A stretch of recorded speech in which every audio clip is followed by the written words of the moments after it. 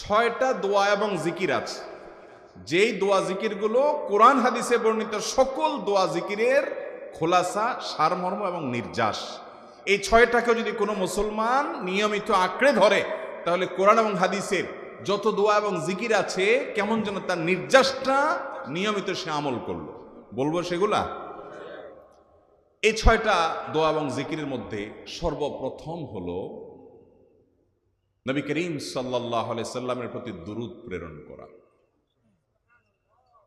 নবীজি সাল্লাল্লাহু আলাইহি সাল্লামের প্রতি দুরূদ প্রেরণ করার আমল এরকম আমল, আপনি যদি সারা দিনে শুধুমাত্র নবীজির প্রতি দুরূদ প্রেরণ করার আমলটাই জিকির হিসাবে সবচেয়ে বেশি করেন, দোয়া হিসাবে যদি এটাই আপনি সারাদিন করতে থাকেন, তো আপনার জন্য যথেষ্ট হবে, আল্লাহর কাছে আর কিছু না চাইলেও চলবে। দুরূদ মানে হলো নবীজির জন্য দোয়া করা। ভাই, আল্লাহ তার হাবিবকে রহম করবেন, আপনার আমার দোয়ার দিকে আল্লাহর তাকানোর কোনো ঠেকা আছে? নবীজি কি আমাদের দোয়ার কোনো মুখাপেক্ষী? কিন্তু আমরা তার জন্য দোয়া করলে ওই চান্সে আল্লাহ তাআলা আমাদের প্রতি অনুগ্রহ করবেন। একবার না, আপনি নবীজির প্রতি একবার রহমতের দোয়া করবেন, একবার দুরূদ পাঠ করবেন।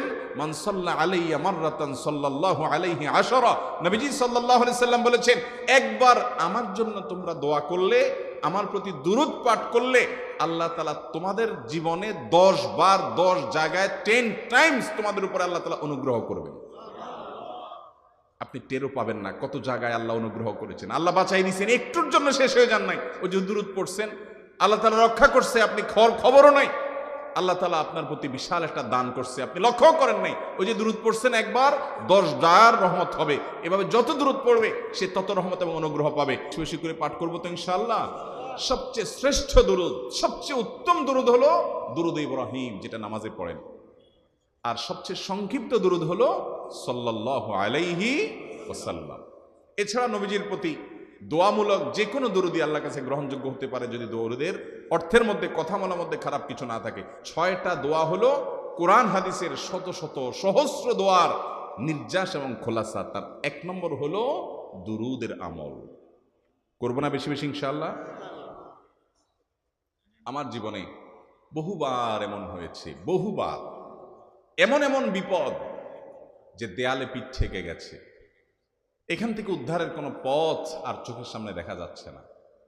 আমি এই আমলটি, এর পাশাপাশি ইস্তেগফারের আমল, যেটা 2 নম্বরে বলবো আমি, এই দুটি আমল কন্টিনিউয়াসলি করে গেছে, হরদম প্রতি নিঃশ্বাসে নিঃশ্বাসে, বাস টয়লেটের টাইম বাদে বাকি ফুল টাইম এইটা দুরূদ এবং ইস্তেগফার অব্যাহত রাখছি।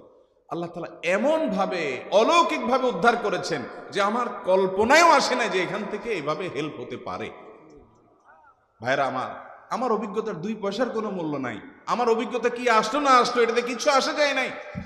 রহমাতুল লিল আলামিন আল্লাহর রাসূল, আল্লাহর নবী ওয়াদা করেছেন যে আপনার পেরেশানি দূর হবেই হবে ইনশাআল্লাহ।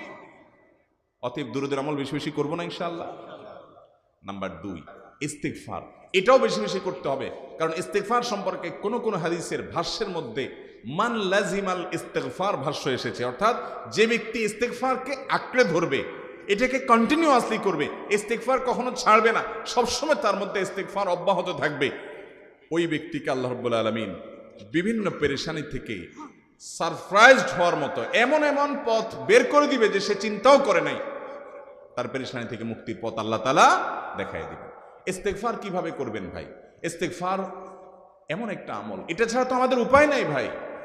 ইস্তেগফার আমাদের দুনিয়ার পেরেশানি দূর করবে, আখিরাতের পেরেশানি দূর করবে। রুটি রুজি নাই, চাকরি নাই, ইনকাম নাই, ব্যবসা খারাপ যাচ্ছে, পেরেশানি হচ্ছে, ইস্তেগফার ধরো, কি হবে? 1 নম্বর